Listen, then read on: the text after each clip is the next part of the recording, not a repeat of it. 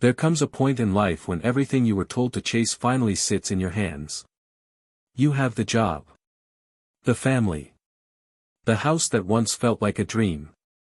You walk through the hallways of your own success, and yet, in the quiet hours, a strange emptiness begins to hum beneath it all.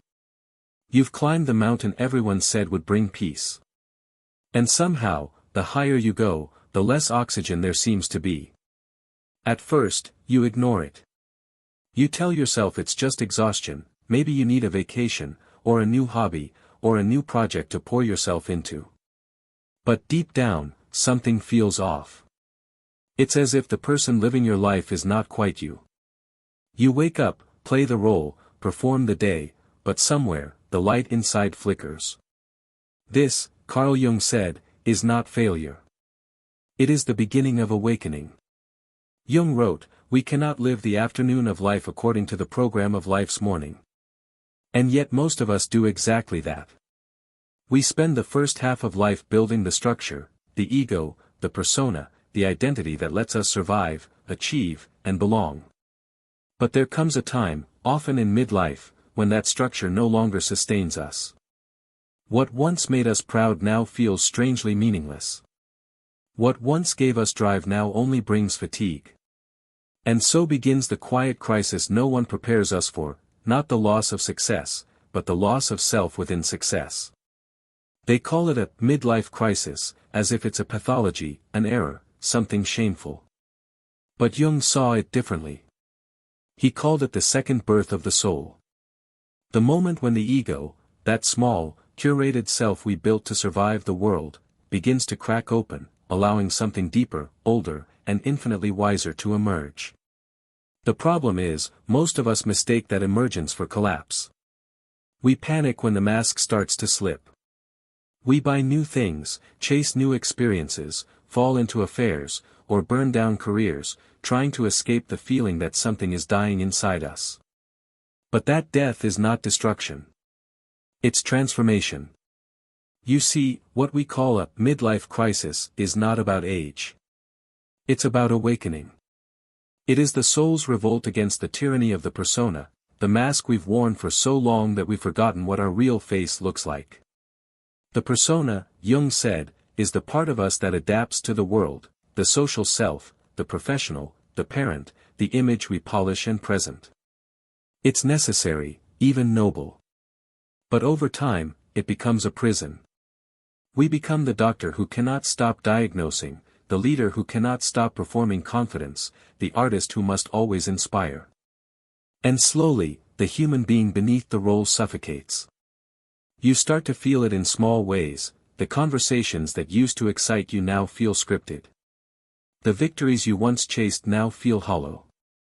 You catch yourself staring out the window longer, wondering, what if I've built a life that looks perfect, but feels wrong?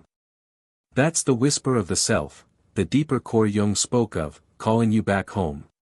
He wrote, the privilege of a lifetime is to become who you truly are.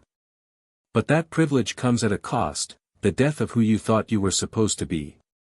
And that's where the crisis begins.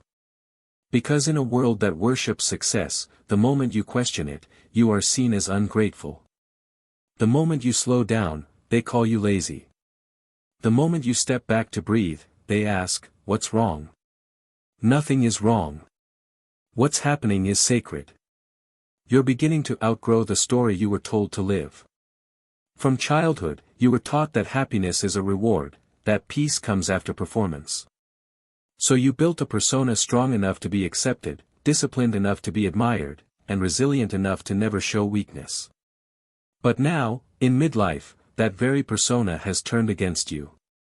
It keeps you successful, but not alive. You realize that somewhere along the way, you stopped living and started managing.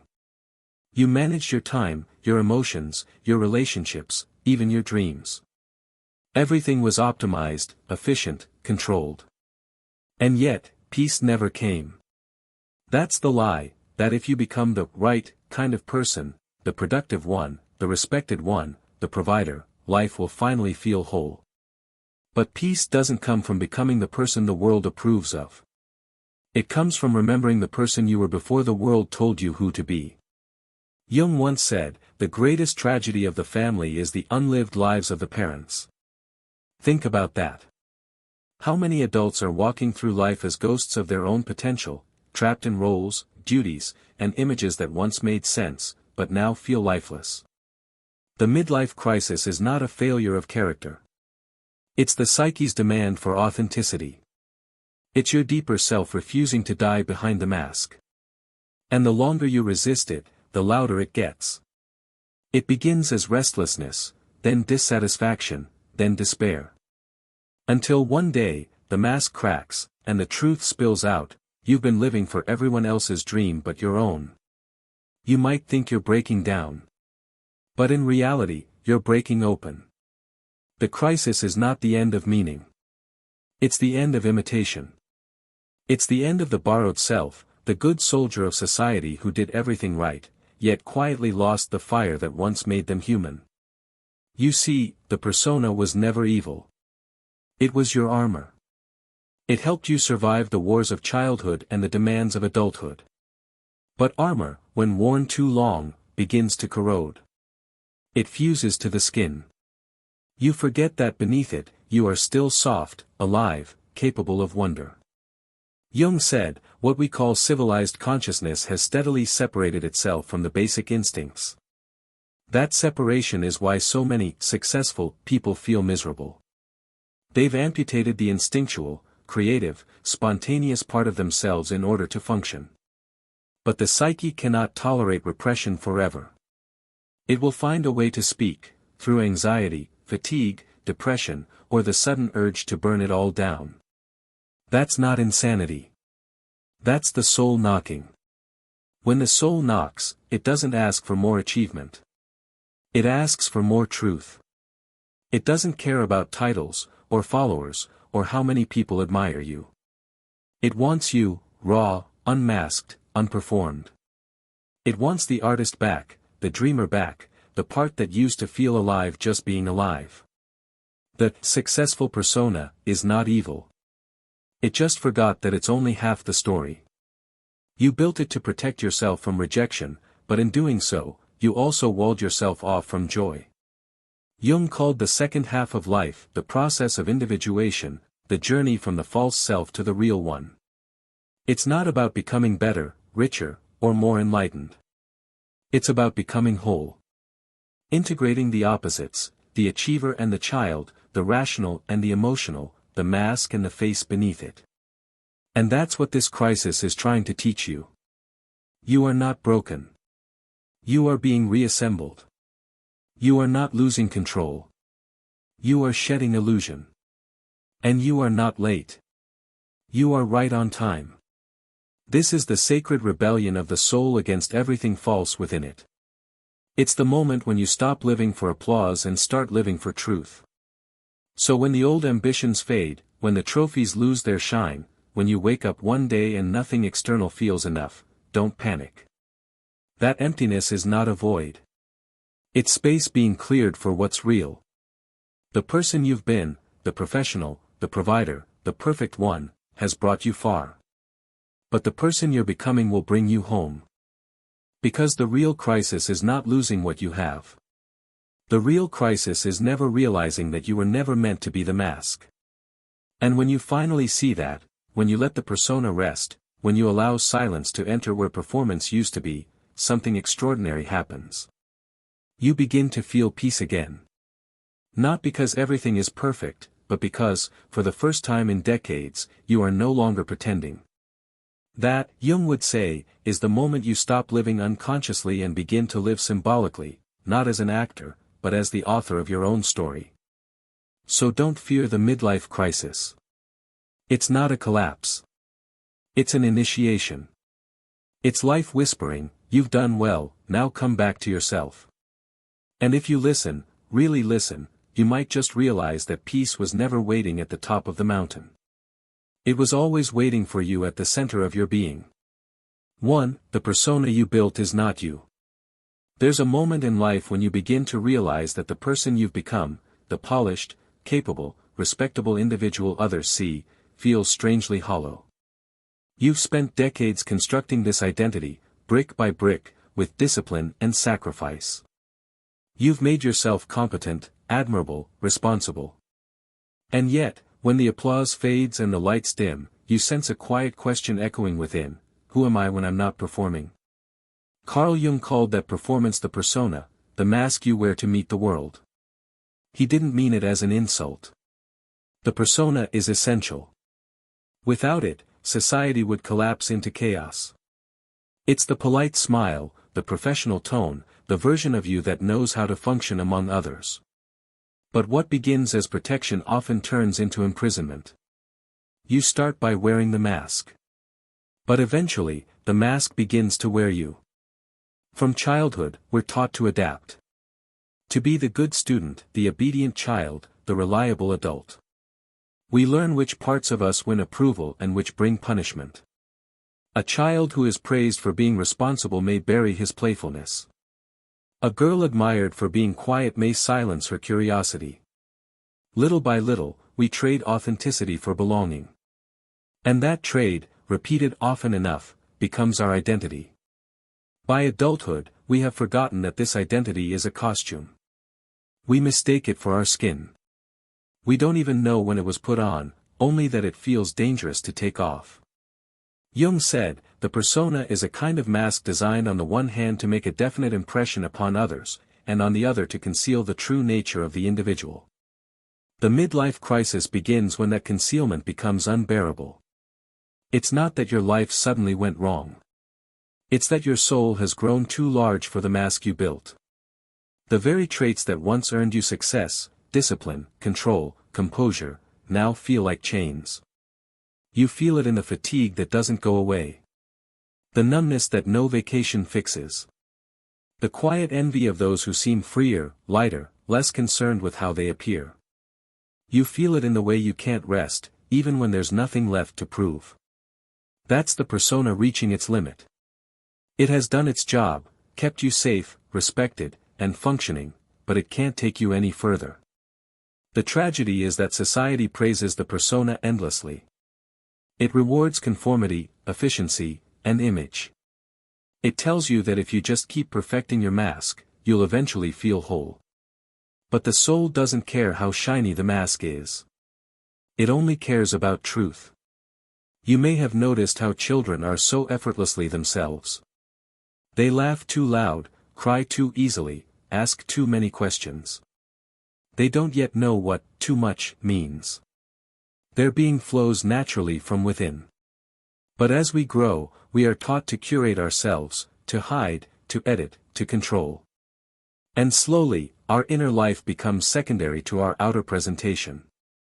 By the time you reach midlife, you've perfected that outer presentation. You've become a walking resume of competence. But in the process, you've forgotten the voice inside, the one that doesn't care about titles, approval, or metrics. That inner voice doesn't speak in career goals or social validation. It speaks in feeling, in longing, in intuition, in quiet dissatisfaction. And when you ignore it for too long, it begins to rebel. The rebellion of the soul doesn't look like fire or fury. It looks like emptiness. The sense that you're moving, but not living. Achieving, but not feeling. You might even begin to envy your younger self, not for their success, but for their aliveness. That's because, as Jung observed, the first half of life is devoted to forming a healthy ego, the second half is going inward and letting go of it. The persona is the architect of the first half. It builds, protects, achieves. But in the second half, the same qualities that once served you begin to suffocate you. You start to feel the cost of constant composure. The loneliness of always being the strong one. The exhaustion of holding together an image that doesn't reflect the whole truth of who you are. It's easy to think something has gone wrong, that maybe you're ungrateful, or broken, or simply tired.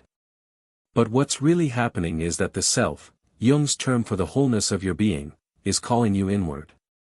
It's asking for reconciliation. The self doesn't want to destroy the persona. It just wants you to remember it's only a fragment, not the whole picture. Imagine a man who spent his life as a respected doctor. Everyone sees him as wise, calm, reliable. But lately, he finds himself restless, irritable, even reckless. He starts painting at night, something he hasn't done since youth. He feels guilty about it. I should be reading, working, resting. Yet the more he paints, the more alive he feels. That's not immaturity. That's the forgotten self reaching for air. His persona, the doctor, has become too narrow. It can't contain the totality of who he is. The artist, the dreamer, the irrational, the spontaneous, all these were exiled in service of respectability.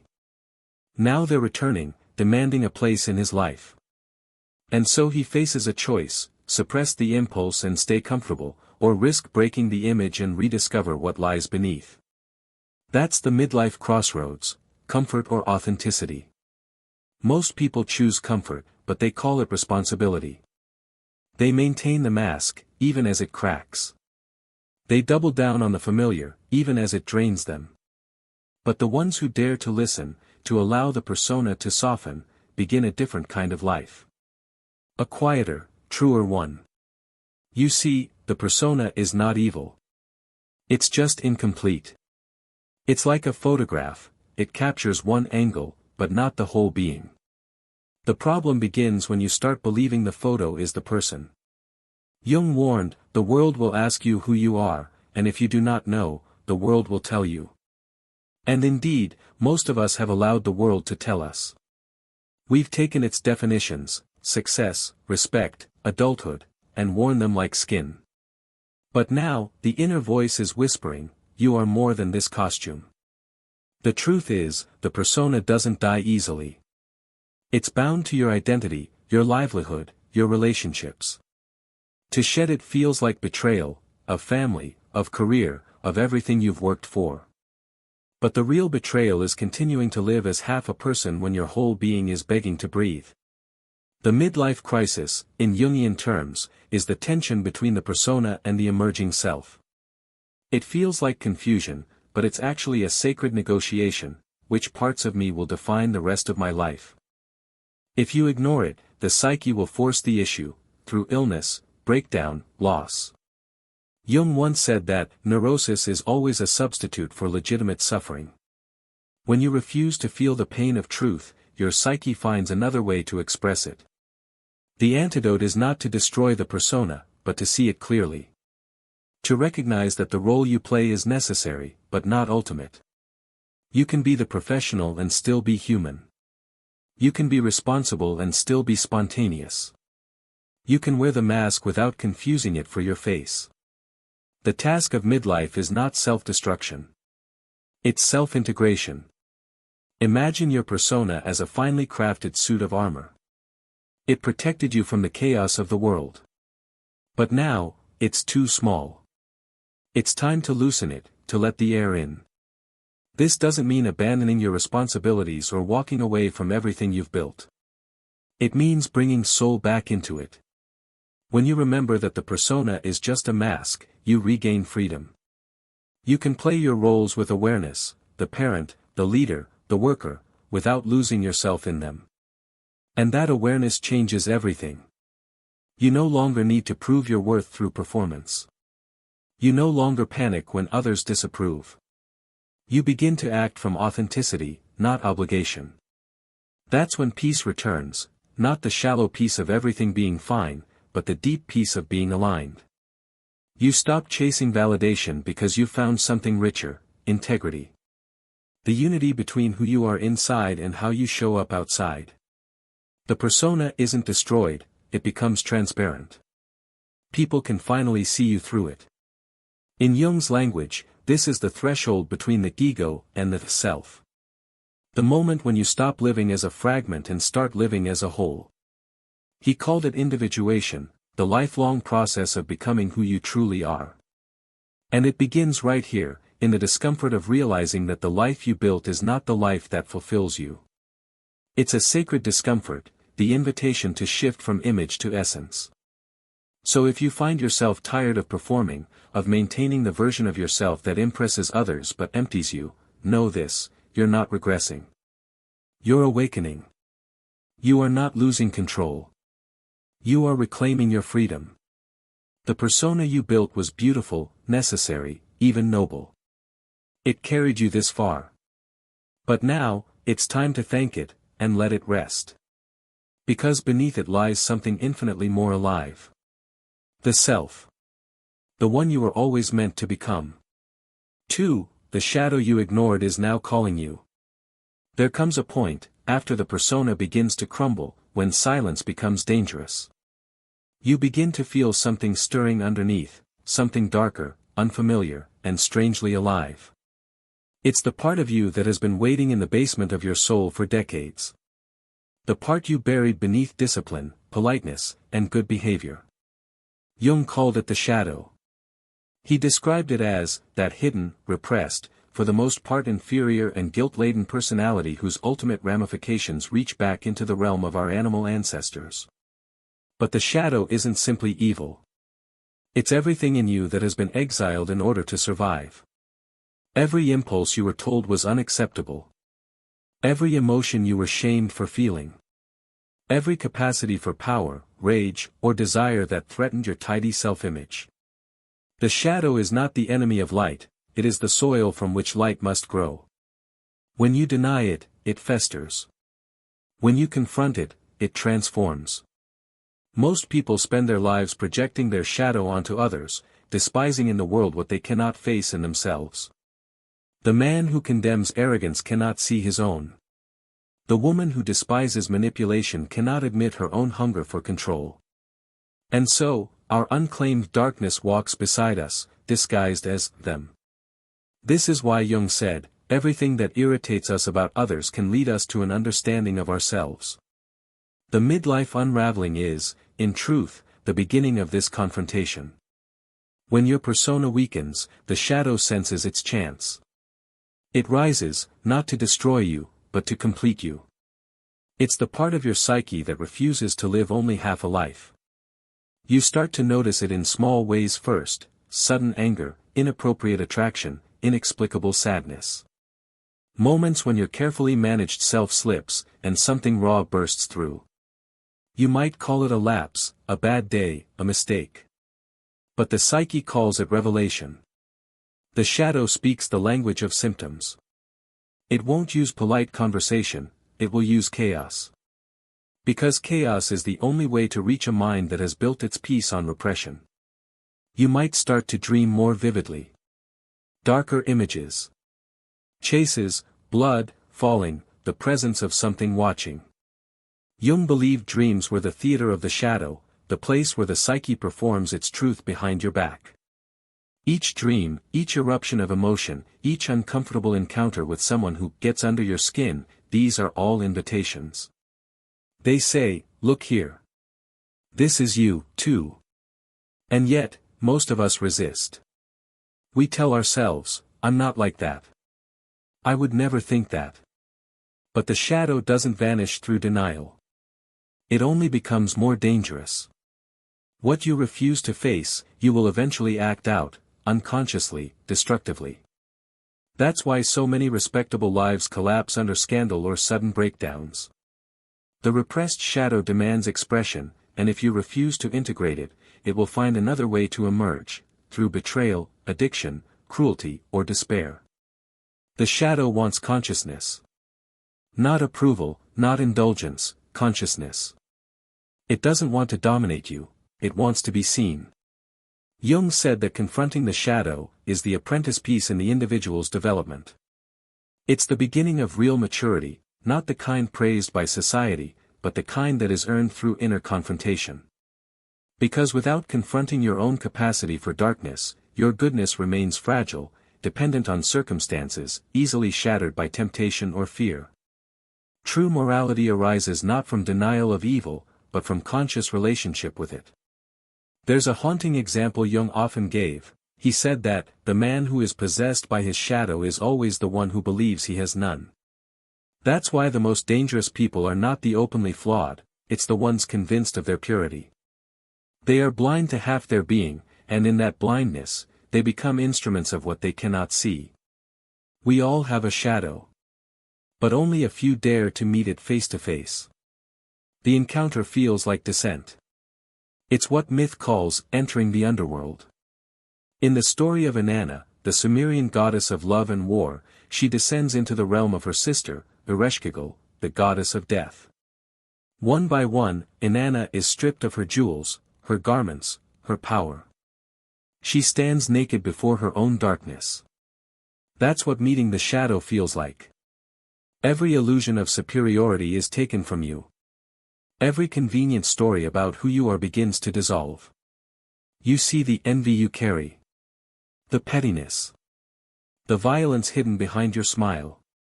And for a moment, you feel humiliated, because the image you built begins to rot before your eyes. But beneath that humiliation lies liberation. Because once you see your darkness clearly, it loses the power to ambush you. You no longer need to maintain a false innocence. You become whole, not perfect, but real. Jung wrote, "One does not become enlightened by imagining figures of light, but by making the darkness conscious." To make the darkness conscious is to take back your power from the unconscious. It's to stop pretending that evil lives only outside of you. You begin to understand the subtle truth: the shadow contains not only your worst qualities, but also your unused potential. Many people's creativity, erotic vitality, and authentic power are buried in their shadow. They repressed these things early on, told they were too much, too intense, too selfish. So those energies went underground. Now, in midlife, they begin to knock on the door. You may feel tempted, even reckless. You might find yourself yearning for things you once judged in others. But these impulses are not calling you to sin, they are calling you to integrate. Integration means to allow what was once hidden to enter conscious dialogue. To neither obey nor reject it, but to understand it. For example, if you feel a surge of anger, the ego says, "I shouldn't feel this." The shadow says, "Finally, you're listening." That anger might be the voice of your boundaries, your unmet needs, your lost authority. If you suppress it, it turns into bitterness. If you express it blindly, it turns into cruelty. But if you face it, it becomes clarity. That's the alchemy of the shadow. What you once feared as destructive reveals itself as transformative. Jung called this process, the moral problem of the shadow. Because it requires a kind of inner courage that few possess, the courage to admit that the capacity for darkness exists within you, and to relate to it consciously. It's not a comfortable task. It's not a weekend of journaling or a quick revelation. It's a slow, burning confrontation with the truth of your nature. And yet, nothing else will set you free. Because as long as you keep pretending to be only light, you remain half alive. You will forever seek purity instead of wholeness, perfection instead of peace. The peace you're seeking is not found in goodness. It's found in integration. And integration begins the moment you stop saying, "That is not me." When you can say instead, "Yes, that too lives in me," something miraculous happens, the shadow loses its grip. It stops needing to manifest through crisis, addiction, or conflict. You begin to carry your own darkness consciously. And paradoxically, that makes you more humane, not less. You stop judging others so harshly. You see the shared struggle of being human, the fragile balance between impulse and restraint, love and fear, light and shadow.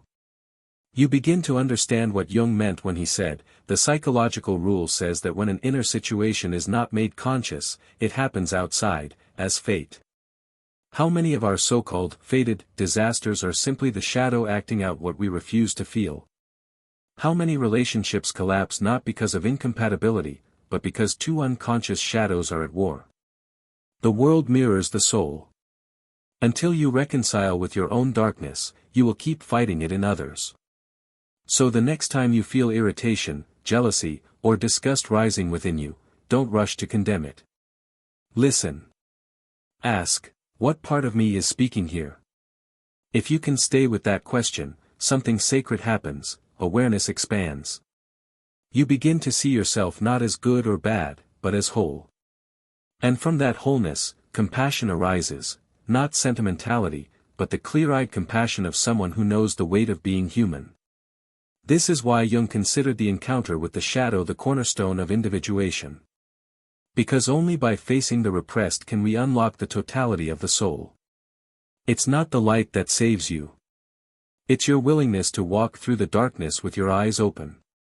So when your midlife crisis begins to whisper not of failure, but of unease, listen carefully. It is not calling you to destruction. It is calling you home.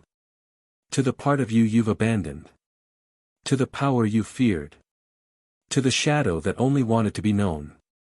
3. Success without soul, the subtle burnout of the modern man. There's a silence that comes after the shadow has spoken. It's not peace yet, it's the silence of dismantling. The world doesn't look different, but you do. The ambitions that once burned inside you now flicker with hesitation. The titles that once defined you sound strangely hollow. You begin to realize that so much of what you've called life was actually control. The control to appear stable. The control to keep chaos at bay. The control to make sure the world never glimpsed what you secretly feared, that you were never truly in control at all. And this realization feels like dying. Because in a sense, it is. It's the death of the illusion that the ego, the conscious I, is the master of your fate. Carl Jung described this moment as an ego death, not metaphorically, but psychologically. He said the ego is a small island of consciousness floating in a vast sea of unconscious forces, instincts, memories, archetypes, ancestral currents, all infinitely larger than your waking will. When that sea rises, as it does in midlife, the island begins to tremble.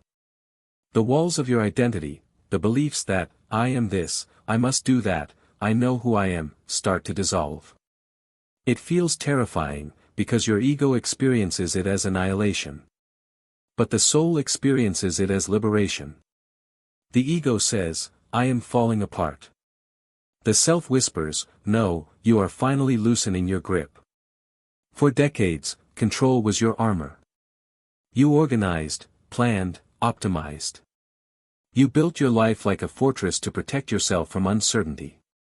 And society praised you for it, for being on top of things, for mastering your emotions, for staying composed. But what if all that composure was a quiet rebellion against the deeper intelligence of life itself? Jung said, the greatest and most important problems of life are all fundamentally insoluble, they can never be solved, but only outgrown.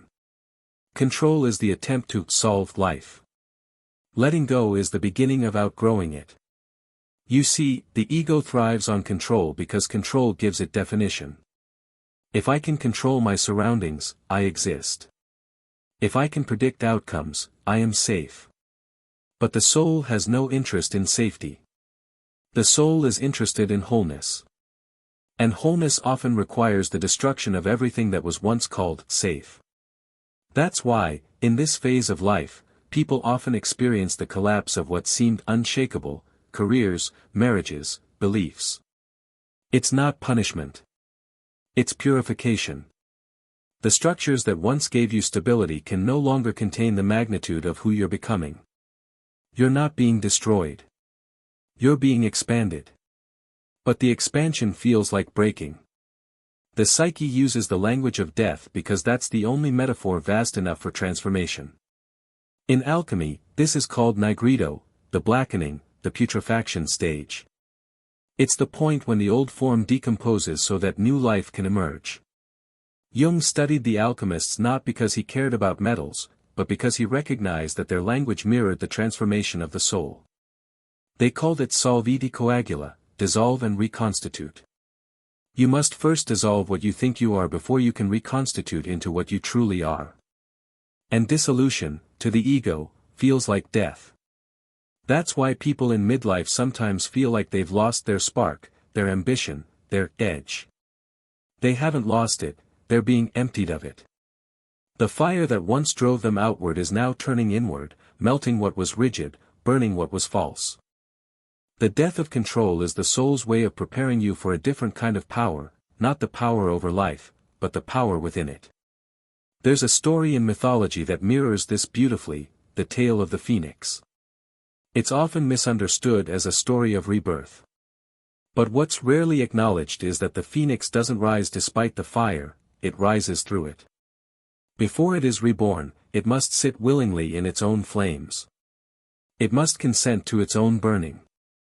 That's the essence of letting go, to stand in the fire of unknowing and stop running. When you finally stop struggling to keep your old identity alive, something miraculous happens, the deeper self begins to breathe through you. The paradox is that only when you let go of control do you discover that you were never in control to begin with, and that's not frightening anymore. It's divine. Control is rooted in fear. Surrender is rooted in trust. But trust doesn't come cheaply. It has to be forged in the fire of loss, the loss of certainty, the loss of who you thought you were. You may find yourself grieving, not just for what's gone, but for the very person you used to be. And that grief is holy. Because to grieve your old self is to honor how hard you tried to survive. The man who worked tirelessly to provide. The woman who carried everyone else's burdens. The achiever, the caretaker, the perfectionist, all those fragments of identity that once kept you safe. You can thank them. You can bow to them. And then, you can let them rest. Because something larger is now asking to live through you. When control dies, awareness expands. You begin to sense a subtle current beneath everything, a presence that doesn't need managing, that flows effortlessly through the chaos. The ancients called it the Tao. Jung called it the self. Mystics simply call it being. Whatever the name, it's the same truth, life doesn't need your constant interference. It knows what it's doing. The oak doesn't control its growth. The river doesn't dictate its path. They simply express their nature. And you, beneath the persona, beneath the shadow, beneath the ego, are not separate from that same intelligence. When you surrender control, you return to participation. You stop fighting life as an opponent and begin to move with it as a partner. That's why people who've gone through ego death often radiate a strange peace. They're no longer clinging to their stories. They don't need to win arguments or prove worth. They've learned the quiet art of cooperation with existence. This is what Jung meant when he said, in the second half of life, the question is no longer, what must I do to live properly, but what is it that life asks of me now? The first half of life is about direction. The second half is about surrender. And the moment you let go of control, you begin to hear that deeper question. Sometimes it speaks as restlessness, the urge to create, to write, to wander. Sometimes it comes as tenderness, the sudden ability to cry again, to feel awe. And sometimes, it comes as stillness, a peace that asks for nothing. That stillness is the beginning of wisdom. Because wisdom isn't knowing what to do next, it's trusting that you don't need to. You have moved from the mind that grasps to the heart that allows.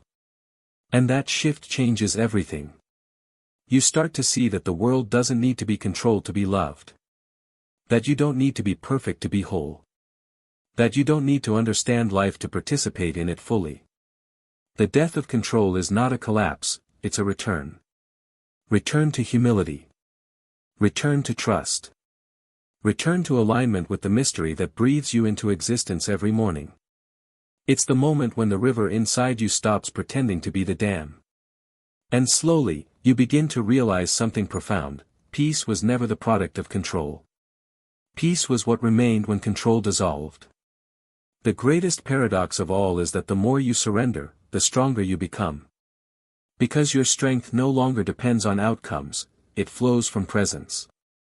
You begin to live like the phoenix, not fearing the fire, because you've seen what waits on the other side. What waits there is not perfection. Not bliss. Not certainty. What waits there, is freedom. Freedom from the exhausting need to be someone. Freedom from the endless war with life. Freedom to finally rest in the truth that you are not separate from the vast intelligence that carries everything, from the stars to the smallest breath. And that is the rebirth. Not the dramatic emergence of a new identity, but the quiet realization that the old one was never real. You are not what you can control. You are what remains when control dies. And that realization, whispered softly from the depths of your being, is the true beginning of peace. 4. The call of the self, when life demands you to begin again. You wake up one morning, and something inside you has gone quiet. The noise hasn't stopped, the emails still flood in, the calendar still pulses with appointments, but the meaning behind all of it has vanished. It's as if your life is running on autopilot, while your soul stands at a distance, watching a machine impersonate you. This is the moment when the persona, the mask you built to survive, begins to crumble. For years, it protected you. It was your armor against judgment, your ticket into society's rituals of success. You learned to smile when you didn't mean it, to perform competence even when you were falling apart inside. You learned to chase titles, status, and admiration, not because you wanted them, but because they made you feel real. The persona promised you belonging. But what it really wanted was control. And now, in the stillness after your collapse, you see it for what it is, not a reflection of who you are, but a barrier between you and the truth of your being. Carl Jung called the persona the mask of the collective psyche. It's the compromise between what you are and what the world expects you to be. It's the version of you that can function in the marketplace, at the dinner table, in front of the mirror. But beneath it lies the raw, unedited self, the living core that doesn't care for social approval, that doesn't measure its worth in performance. The tragedy is that most people spend their entire lives serving the mask and never meet the one wearing it. You've spent years mastering your persona. You've learned how to sound confident, how to appear capable, how to seem put together. Every part of you that didn't fit that image was quietly buried, the insecurity, the rage, the longing for something unnameable. But the psyche doesn't forget. It keeps a ledger of everything you suppress. And eventually, the mask becomes too heavy to hold. That's when the collapse begins. You start to feel like an imposter in your own life. The applause no longer feeds you. The identity you fought so hard to construct feels like a costume you can't take off. Every success leaves an aftertaste of emptiness. The more you achieve, the less alive you feel. You start asking questions that make no sense to your old self. Why am I doing any of this? Who would I be if no one was watching? The truth is that your persona never cared about your peace. It only cared about your survival. It was built from childhood, shaped by parents who rewarded performance, by teachers who praised compliance, by societies that worship image over essence. You became the version of yourself that would be loved, not the version that was true. And love built on performance is not love, it's conditional tolerance. In Jung's view, the persona is necessary. Without it, you couldn't function in society. You need a mask to navigate the social world. But when you forget that it is a mask, when you start believing that this projection is your identity, that's when the split occurs. The self, vast, mysterious, and untamed, is locked behind the persona's rigid smile. And every attempt to maintain that facade drains you further from life. You might remember moments, quiet, fleeting moments, when you felt something beyond the mask. Maybe it was late at night, when everyone else was asleep and your mind softened. Maybe it was when you failed publicly and, for a brief second, felt strangely free. That's the self whispering through the cracks. That's the truth trying to return. But you silenced it. You told yourself you couldn't afford to lose control. You convinced yourself that your career, your image, your name, were proof that you mattered. You built an empire of identity, but somewhere inside, you became a prisoner to it. The persona is seductive. It tells you that if you just keep perfecting yourself, if you just work harder, become more admired, more intelligent, more desirable, then you'll finally feel complete. But completion never comes. Because the mask can only ever feed the image, not the soul. When the persona collapses, it doesn't do so politely. It unravels everything you thought was real. You might lose friends who were only loyal to your projection. You might lose the passion for a career that once defined you. You might even lose your sense of direction entirely. But this loss isn't destruction, it's liberation. Because the part of you that dies here is the one that was never alive. Jung wrote, one does not become enlightened by imagining figures of light, but by making the darkness conscious. And that's what this phase truly is, not a descent into despair, but a confrontation with everything the persona kept in shadow. The sadness you feel is the soul mourning its own neglect. The confusion you feel is the self stretching, remembering its own shape after years of containment. You begin to see that the life you built was never truly yours, it was a negotiation. Every decision, every ambition, every word you spoke was filtered through the question, will this make me more acceptable? And now, as the mask cracks, you can finally ask the real question, what do I actually want? At first, there is silence. The self doesn't rush to answer. It waits. It watches to see if you're truly listening this time, not with ambition, not with fear, but with presence. Slowly, new desires begin to surface, quiet, unmarketable things. The desire for peace over performance. The desire to feel rather than impress. The desire to live, not as a brand, but as a being. These are the seeds of authenticity, the slow rebirth of a psyche remembering itself. But beware, the persona does not die easily. It will whisper that you are being irresponsible, lazy, ungrateful.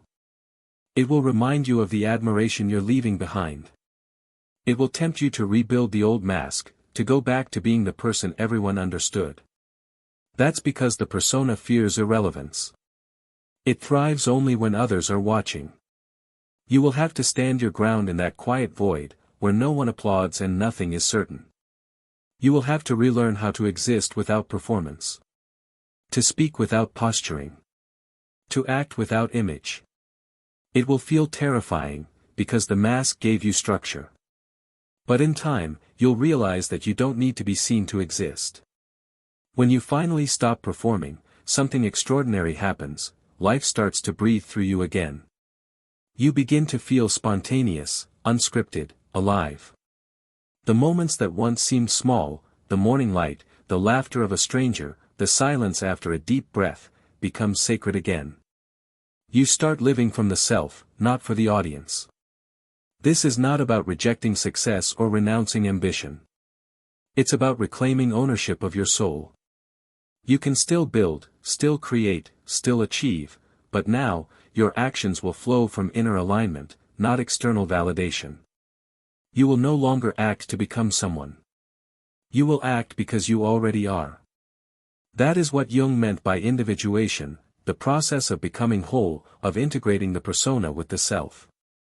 The goal is not to destroy the mask, but to see through it. To use it consciously, without confusing it for who you are. You begin to wear the persona like a garment, lightly, intentionally, without attachment.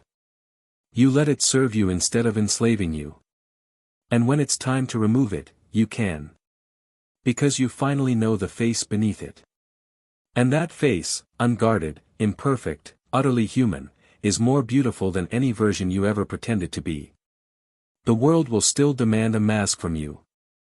Society will still reward illusion over truth. But you'll move differently now, grounded, unhurried, unafraid. You'll know that peace doesn't come from being impressive, but from being real. You will no longer be the persona performing success. You will be the self, quietly, courageously, alive. 5. Reconciliation, integrating the persona, shadow, and self. There comes a moment, quiet, almost imperceptible, when you realize that you no longer hate the parts of you that once frightened you. The rage that used to terrify you, the ambition that once enslaved you, even the fragile image you tried so hard to maintain, all of them begin to soften, like fractured pieces finally remembering they belong to the same whole. This is the beginning of reconciliation. You've walked through the collapse. You've met your shadow, felt the death of control, and watched your persona fall apart. Now, you stand in the stillness that follows, not triumphant, but whole. Because individuation, as Jung called it, isn't about becoming pure light. It's about learning to hold the light and the darkness in the same hands without flinching. The psyche, Jung believed, is not a battlefield between good and evil, it is an ecosystem. Every part, even the ones you've tried to exile, has a role to play in your becoming. The shadow is not your enemy, it's your unexpressed life force. The persona is not your prison, it's your necessary interface with the world. And the self, that vast, centerless intelligence within you, is the invisible conductor orchestrating the dance between them. Reconciliation begins when you stop trying to destroy any part of yourself. You start to see that the persona, for all its falseness, was also your shield. It kept you functional in a world that punishes authenticity. It allowed you to survive long enough to even arrive here. The problem was never the mask, it was the identification with it. When you believed you were the mask, you lost yourself. But now, you can see it for what it is, a tool. Something to be worn consciously and set aside freely. Likewise, the shadow, the raw, untamed energy that once erupted as anger, envy, lust, or fear, was never evil. It was power unclaimed. The parts of yourself you labeled bad were simply the ones you didn't know how to love yet. When you turned away from them, they found other ways to express themselves, through projection, addiction, or burnout. Now, as you turn toward them, they transform. The aggression becomes assertiveness. The jealousy becomes vision. The fear becomes sensitivity. Integration doesn't mean taming these forces, it means letting them move through you without shame. You begin to live with a new kind of honesty. You no longer pretend to be pure, or perfect, or perpetually calm. You accept that being human means being contradictory, light and dark, disciplined and chaotic, noble and petty, saint and sinner. You stop performing harmony and start embodying complexity. And strangely, this honesty brings peace, because the war inside you is finally over. Jung wrote, "I'd rather be whole than good." He understood that wholeness is not about moral perfection, but about psychological integrity.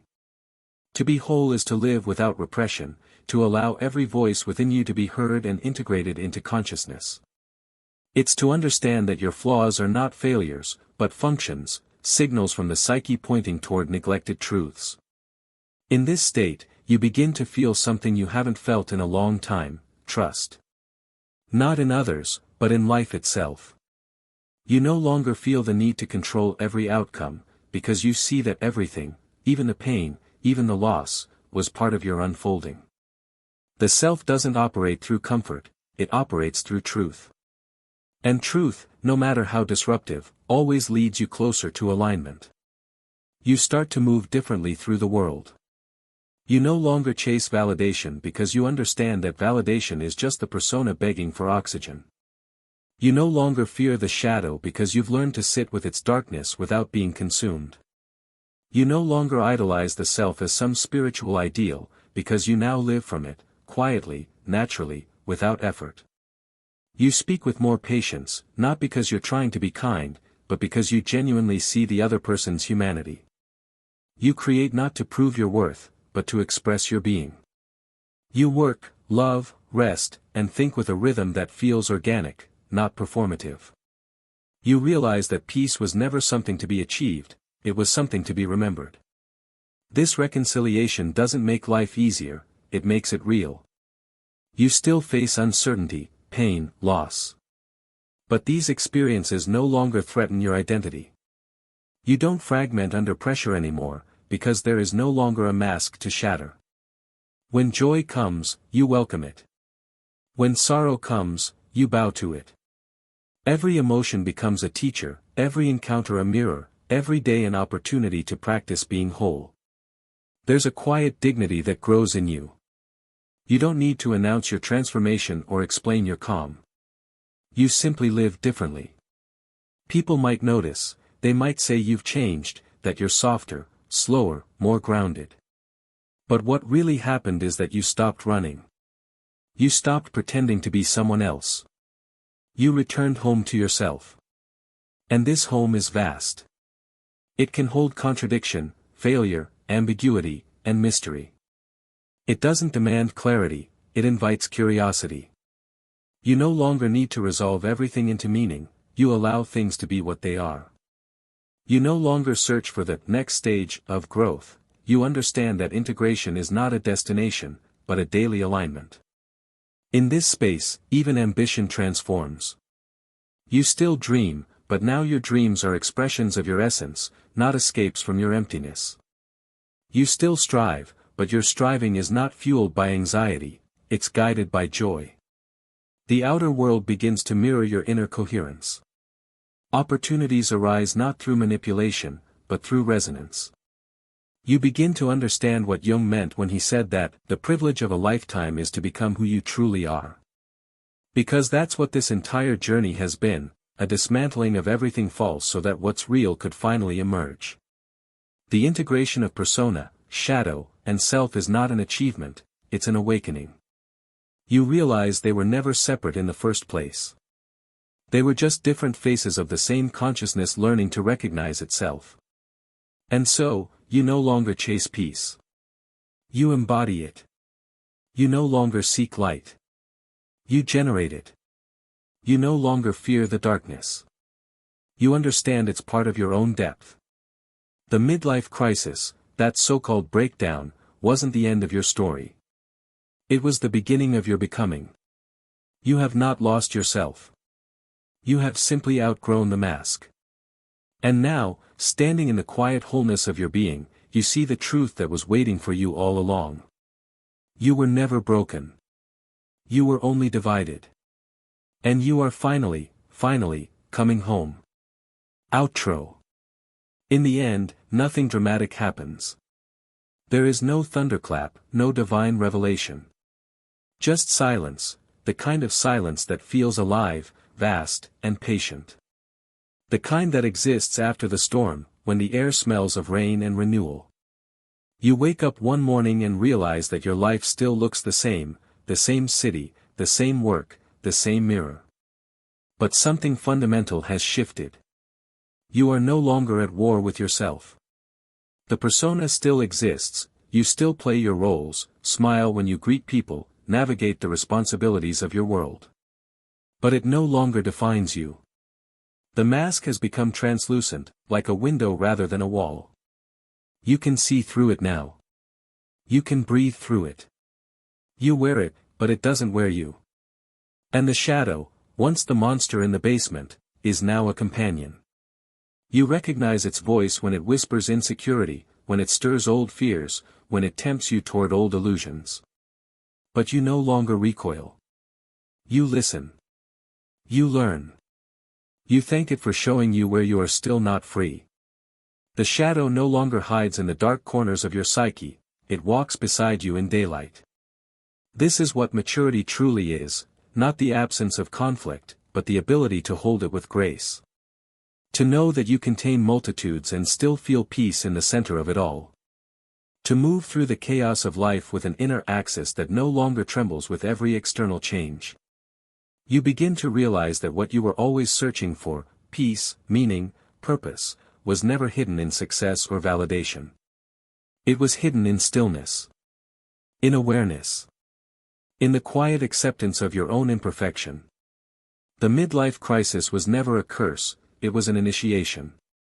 It stripped away everything that was false, leaving you naked and terrified, but also free. You had to lose the image of who you thought you were so that the truth of who you are could finally emerge. And now, when you look back at the years spent performing, striving, pretending, you no longer feel shame. You feel gratitude. Because without the mask, you could not have survived. Without the shadow, you could not have evolved. Without the collapse, you could not have awakened. The self doesn't demand that you renounce your humanity, it asks that you inhabit it fully. To feel deeply. To fail honestly. To love imperfectly. To live as though every experience, joy and grief alike, were a teacher. Because they are. You begin to walk through life differently now. Slower. With presence. With reverence. You no longer measure your days by achievement, but by authenticity. By how aligned your actions feel with the quiet truth within you. People might still misunderstand you. They might still see only your persona, and that's okay. You no longer need to be seen to be real. You've learned that recognition is not the same as understanding, and understanding is not the same as peace. You've learned that peace is not a place you arrive at, it's a state you return to, again and again, in the middle of imperfection. Jung once said, the most terrifying thing is to accept oneself completely. You understand now what he meant. Because acceptance is not passive, it is the most radical act of courage. To look at yourself, every wound, every failure, every contradiction, and still say, yes. This too is me. That is wholeness. That is freedom. And maybe that's the quiet secret behind all the noise of modern success, that beneath every achievement, every persona, every carefully constructed identity, there's a simple yearning to be seen not as perfect, but as whole. To no longer perform peace, but to live it. To no longer chase love, but to embody it. To no longer strive to be someone, but to remember you already are. So when you walk away from this, from the ruins of your old self and the ashes of your old ambitions, do not rush to rebuild. Sit in the stillness. Let life rebuild you. Because what awaits you beyond the persona is not a lesser version of yourself, it's the truest one. The one who doesn't need to be admired to feel alive. The one who doesn't need to win to feel worthy. The one who can finally rest, not in resignation, but in wholeness. This is not the end of your story. It's the beginning of your real one. You've crossed the threshold, from pretending to being, from fragmentation to unity, from image to essence. And though the world outside may never notice, the world within has changed forever. Because you, the real you, have finally come home.